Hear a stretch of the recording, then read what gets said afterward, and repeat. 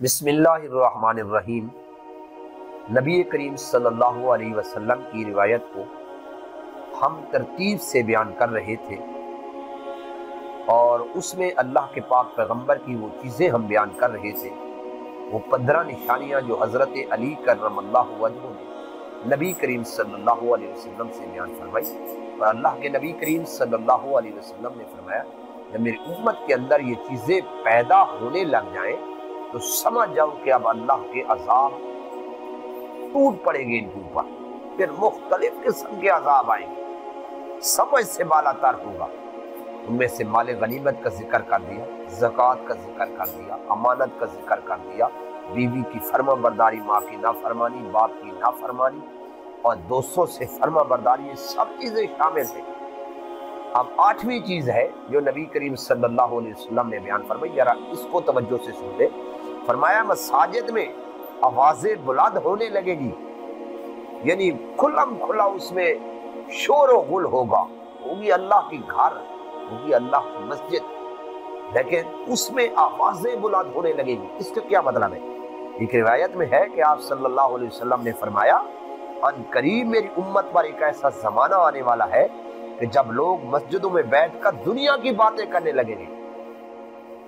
اور اب دیکھ لے حال، جو سننے والے میرے تمام مسلمان بھائی ہیں، کیا وہ نہیں دیکھتے کہ مساجد میں اب باقاعدہ طور پر محفلیں لگتی ہیں، صرف دنیا کی باتیں؟ چند منٹ پہلے کیا آ گئے جماعت سے، دنیا کی باتیں، دنیا کی غرض و غایت، حتیٰ کہ گلے شکوے، غیبتیں بھی مسجد میں اب ہونے لگی ہیں، بجائے اس کے کہ اللہ کا ذکر کیا جائے کہ یہ اللہ کا گھر ہے۔ تو اللہ کے نبی پیغمبر امام الانبیاء محمد مصطفیٰ صلی اللہ علیہ وسلم نے فرمایا تم ان کے پاس مت بیٹھنا، اللہ تعالیٰ کو ایسے نمازیوں کی کوئی ضرورت نہیں ہے۔ یقین جانیے کہ میں نے اپنی آنکھوں سے مسجد میں اعتکاف کی حالت میں لوگوں کو لوڈو کھیلتے ہوئے دیکھا۔ پوچھا کہ تم یہ ایسا کیوں کر رہے ہو؟ تو کہنے لگے کہ قاری صاحب، مفتی صاحب، فقط ایسے پاس نہیں ہوتا اعتکاف کا۔ میں نے کہا کہ اللہ کا خوف کرو، یہ کو لوڈو کھیلنے کی جگہ ہے، یہ تو اللہ کا گھر ہے، اس میں تو اللہ کا ذکر کیا جائے۔ ایسی جہالت آ گئی،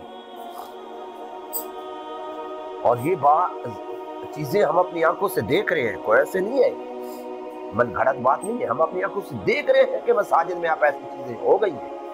اللہ کے پاک پیغمبر نے تب فرمایا کہ ان کے ساتھ مت بیٹھنا، اللہ کو ان کی ضرورت نہیں ہے۔ اور ایک روایت میں ہے کہ مساجد کو بڑا مزین کیا جائے گا، لیکن وہ مساجد ہدایت سے بالکل خالی ہوں گی۔ جیسے علامہ اقبال رحمۃ اللہ علیہ نے فرمایا مسجد تو بنا دی شبر میں ایماں کی حرارت والوں نے، من اپنا پرانا پاپی ہے برسوں میں نمازی بن نہ سکا۔ یہ انہوں نے ٹھیک فرمایا۔